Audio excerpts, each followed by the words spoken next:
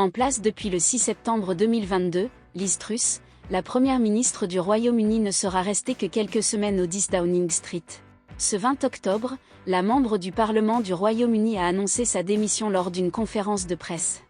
Compte tenu de la situation, je ne peux plus assurer le mandat pour lequel j'ai été élue.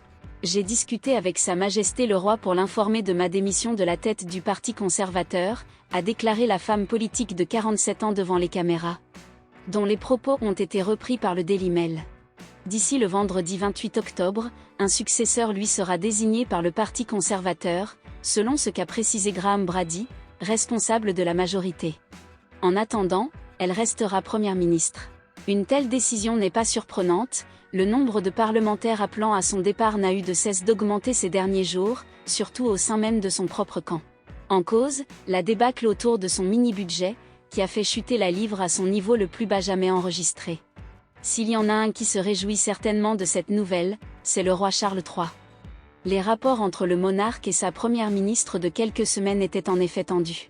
Au départ considérée comme la nouvelle dame de fer, Liz Truss n'a pas hésité à taper du poing sur la table avec le roi en septembre dernier. Fidèle à son engagement pour l'écologie, le mari de Camilla avait prévu d'assister du 6 au 18 novembre à la COP27 de Sharm el-Sheikh portant sur le dérèglement climatique. Mais il s'est ravisé après une entrevue, décrite comme amicale par les services de communication de Buckingham Palace, avec Liz Truss. Le prince William a voulu le remplacer pour l'événement, mais Charles lui a demandé de rester à sa place, faisant face au refus catégorique de l'ancienne députée de Norfolk.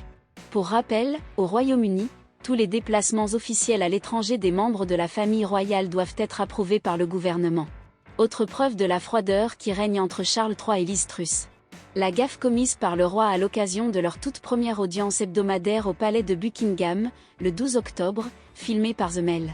Le protocole n'autorisant aucune familiarité entre les membres de la famille royale et les personnalités politiques, l'ex-première ministre a salué le monarque avec sobriété, « Votre Majesté. C'est bon de vous revoir ».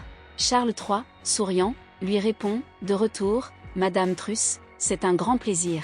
Et de combler le silence gêné qui a suivi, « Chère ma chère. Quoi qu'il en soit maintenant.